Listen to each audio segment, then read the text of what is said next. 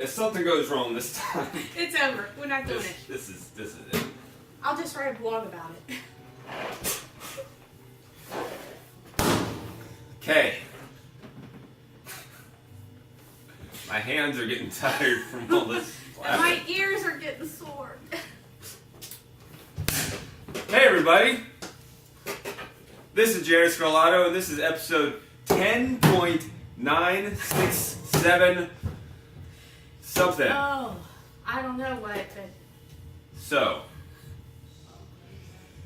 yesterday, to recap again, yesterday we recorded this episode 2 or 3 times. Had SD card malfunction on the first time. The second time, the files were on the card, but they didn't want to do anything. So today, we started recording again, and we had SD card malfunction. So now we're recording on a phone, and we're gonna see how it goes. Hopefully there's enough memory on this phone. I'm hopeful there's enough memory on this phone that nothing happens. If it does, then we're going to be cut short, and maybe you'll get a lot of emails and a lot of questions. So it might be a good thing. Oh, man. So, for time number 5, I'm curious about what we're going to talk about today. Okay, we are going to talk about calories in, and is that the right approach to changing your body composition for whatever goal you may have. So let's, oh my mind. Where did we start last time? All right, so we're talking about calories, and if you're the type of person who likes to track your calories and you feel that to achieve weight loss, you need to create a calorie deficit. So you have to be taking in less than what you're putting out on the other side. So let's begin there and talk about if the calories on the back of labels and boxes are accurate. There's a lot of variables that go into the calorie, such as the soil. That can affect the caloric value of the produce you're eating, the fruit that's being grown by the trees. If it's nutrient dense, you could have more calories in there. If it's depleted, you'll have less, depending on how long it's been since it was harvested.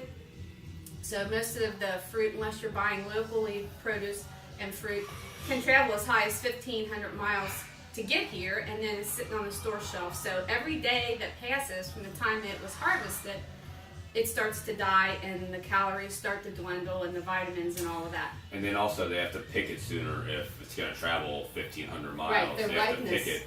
Mhm. They have to pick it a lot sooner than if it were like going right down the road. Right, so the ripeness of the produce and fruit can affect the caloric intake. How, if you're talking meat, dairy, and eggs, how the animal was fed and cared for can impact the calories.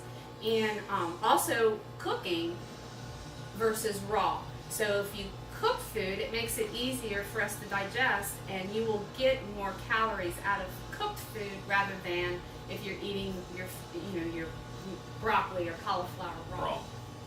Because your body can digest it Easier, right. So those are kind of the outside factors that affect the calories in your food.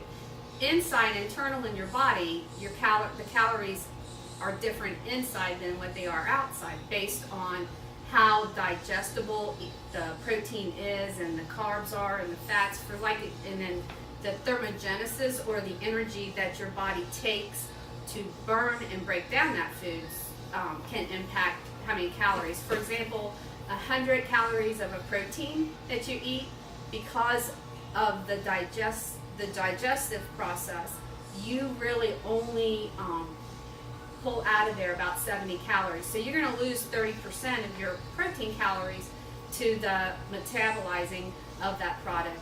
Fats, if you take in 100 calories of fats, that's much easier, and you will pull out of there 97 calories of a fat. So when you're looking at all of those different variables, the calories can really be skewed. Sorry. Well, I want to mention about gut flora also. So there's a lot of research going on about the flora, all the things that live in your intestines. Flora, real quick? Like the bacteria that's in your gut, living in your gut, yeah, impacts also how much of the food that you're absorbing. So for example, they did a research where they took a set of twins, one of them was overweight, one was not. They took their gut flora and injected it into mice. The mouse that got the overweight twins' gut flora became overweight, and the other one who received the normal, the twin who was not overweight, stayed thin, even though the mice were eating the same diet. So that is proving that your gut flora is off. That could be impacting caloric and the calories you're pulling from your food and what you're how you're using it metabolizing for. it and how it's being distributed in your body, essentially. Right. And then the other thing that you have to look at is everybody's different metabolically, and some people, how you partition those calories in your body. So if you got a little bit of insulin resistance going on, which in your overweight to start with, it could be that, because of metabolically, you're going to store more than somebody who's not metabolically or insulin resistant. Does that make sense? Yeah, it does. So going back real quick, and this is interesting because this may explain fat burning diets or why people recommend high protein. So you talked about how the body metabolizes protein versus fat versus carbohydrates, and how the protein you're burning 70% of it, the fat you're burning 30% of it, the carbs I assume are about the same. So is that because it's harder for your body, or your body burns more calories while metabolizing protein? Is that why a lot of fat loss diets are high protein diets? Right. The reason that they're high protein is because of the burning that consuming protein causes your body to do. It just metabolically makes you burn more fuel, and they say if you just start adding more protein into your diet, you can then start dropping weight. Because, and the other thing with protein is it's much more satisfying than simple carbohydrate. Yeah. Makes you full. It's going to hold you longer. You're not going to eat, you're not going to overeat protein where you can easily overeat carbohydrates. So, with that being said, the thing that you want to look at. So, for example, if you're a person putting in all your calories into your Fitbit or your app, and you're trying to stick to a 1,500 calorie diet because you've been told that's ideal for your body type and your what you're trying to achieve, the database has been shown to be 25% off, less or more, when it comes to if you're going in and using, and they're telling you that your eggs are worth 70 calories. So you could potentially be under 1,500 by about 300, 400 calories. Getting a phone call right now. I'm like, what is that? No, it's fine. Pretty sure it's still recording. Yeah. Anyway, so say for example, let's start again. So you're trying to stick to 1,500 calorie diet, when actuality you could be hitting as low as like 1,200 or 1,250, or as much as 1,800 calories, but you don't know that. So you're going into the gym and you're trying to burn off more calories than you're taking in, but what you're taking in is not accurate. So you can set yourself up then for a lot of issues of not being able to drop weight, even though you're working really hard, you're doing all your workouts, you're tracking all your food, but nothing's changing, and it's because what's going in is not accurate. So for simple math's sake, and we did this math last time, for simple math's sake, if we look at a product that has 100 calories, and you're saying 25% either way, so that can have 100. So that can have 100 calories. So it's saying 100 calories, so it could be 75 calories or 125. Or 125 calories, right? Okay. So either way. All right. So a better option.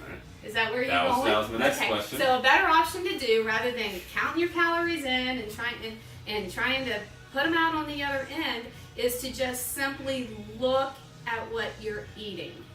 the quality of the food you're eating. Most food that you should be eating doesn't have calories that you know on the back that you can read. It should be whole, minimally processed food.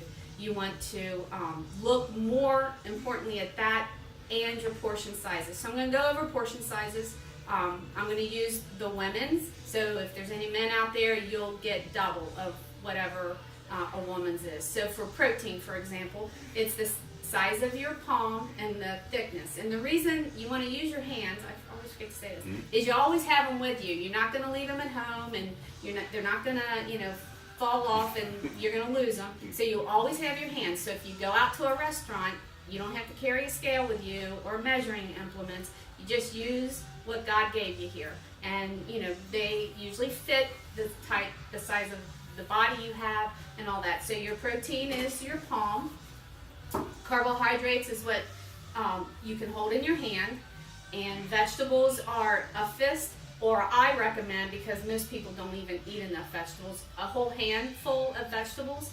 If it's fats you're looking for, cooking fats would be thumb size portion. Nuts, which you can hold in a closed fist, and I mean closed, not see them peeking out down here, closed. Olives would be the same way. So that's just something really easy that you always have with you that you can use to portion your food out. The other thing that's really important also when you're trying to make changes is to get good sleep. 7 to 8 hours of sleep a night helps your hormones balance back out and lets your body do what it's meant to do hormonally to metabolize your food. Did we cover everything? Yeah. Sounds like it. So sleep and anxiety, stress, all those things, that's something we'll go over down the road on a separate episode. Also, a couple other things you went over, we'll go over on other episodes as well. So, to sort of sum up at least the end part.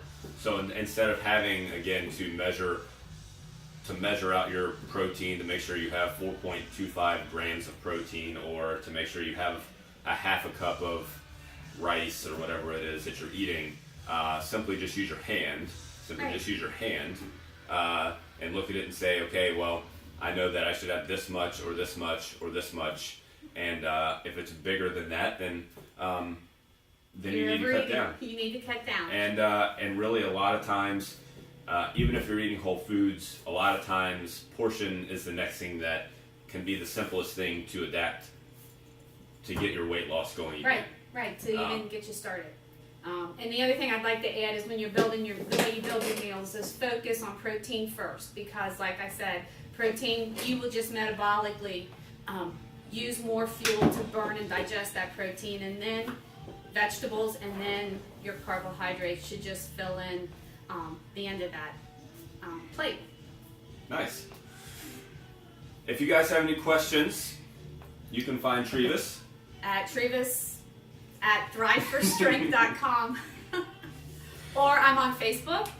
There's a Thrive Nutrition Facebook page, and then you can look my name up in Facebook and find me there also. TREVES.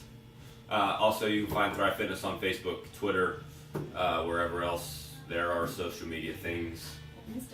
Instagram. Yep. So, if you guys have any questions, you're welcome to email her. Any follow-up questions? That was smooth. I think that was much better than yesterday. I'm glad we did this 5 times. I think once you talk about it so many times, you just kind of go, yeah, I got it. Okay. I'm glad. Nice job. All right. Thank you guys for watching, and we'll see you guys next time.